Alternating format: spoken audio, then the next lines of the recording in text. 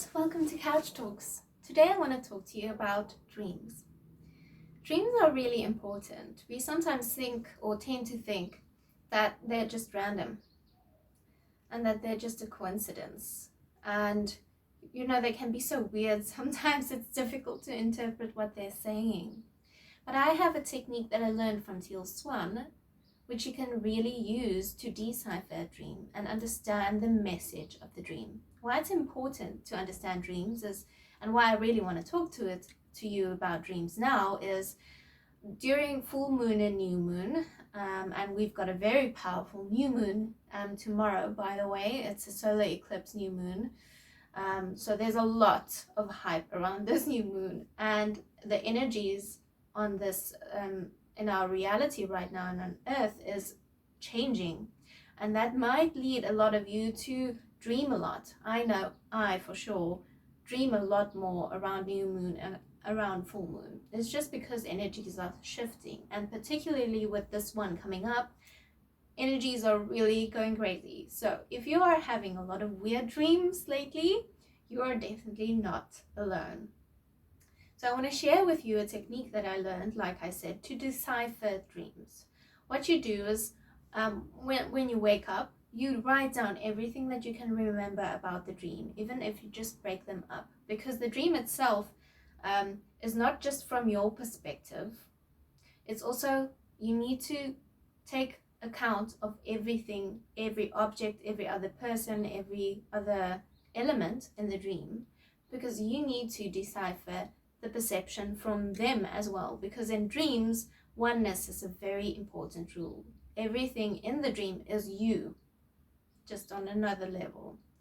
So I'm going to explain to you a dream that I had, and it was quite nightmarish, but once I deciphered it, it actually had a very beautiful message from my higher self that I figured out. So I'm in a dilapidated living room, and you can see it's not loved anymore. There's no one living there. It's very barren and torn apart. And there's this living room table, also very dirty, and on one of the chairs is a doll. And as I'm looking at the doll turns its head and looks at me and starts moving towards me. At that stage, it's a nightmare. It's an absolute nightmare dream. Frightening stuff. But anyway, as the doll is moving towards me, I shine out this light. And as the doll comes into the light, I pick the doll up. I start walking in a circle, bashing the doll's head against the floor and saying, "Transcend from darkness to light." And as I do that a few times, the doll turns into a baby.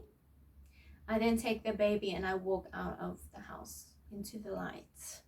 That was my nightmarish dream. Now, for everyone else, that would just seem like a nightmare, but the technique that I used actually helped me to understand that it is a message from my higher self, and a beautiful message at that. So write down all the elements in your dream. For me, that would be the living room, the doll, the light that I was shining, the words that I spoke, the circle that I walked in, the action of the bashing that I did, and the baby. So all of those things are elements, and then you try to perceive what that element is in the dream. So a living room, for instance, is something that's normally filled with light and love, but the dilapidated living room is not. But you can see that it might be just a downward cycle. It's something that's usually full of light and love, but it's not now. It will be again later. Same with the doll. The doll is not loved anymore, but it is something made to be loved. So there's the cycle of something being dilapidated that's normally not dilapidated, but then you would be able to be there again. Anyway, if you do that with every single element of those in the dream, what you come up with, and I'm going to read a portion of this from my book. The book that I'm writing actually has a whole section about dreams in it, and I really want to share this with you. So When doing this exercise, you can alter the perception of the dream. A dream that seems to be a nightmare was only a communication from my soul or my higher self as to where it was in the process of healing. I was going through a very dark stage at that time, so it was just my higher self coming in, telling me that I'm in a very dark place of the healing right now, and it's okay. So, although my psyche was in a dark cycle, the living room, remnants of my self-love, the doll, perceived as pain and hurt, the haunted doll, were being awoken, animated, by my increased awareness, by my light. My consciousness, the light, had the power to, with the right tools, the words that I was speaking and the action of walking in the circle, and consistency, the circle, transform these remnants of self-love, the doll, back into innocence, the baby. So if you take that dream and you pull it apart and you give attention to every single element in that dream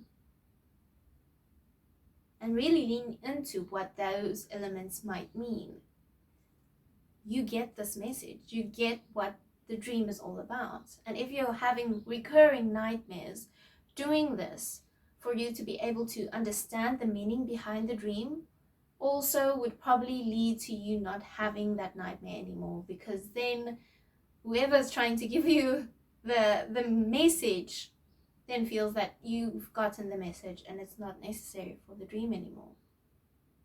So dreams are such powerful communications that we actually have every single night with, like I said, our higher self or our subconscious or even our spirit guides. And learning how to interpret them makes us stronger in communicating with them overall. Try it, guys. Try it. Let me know what you dig up. I'm excited to find out more. And yeah, I will chat to you guys again in a week's time. All my love. Bye.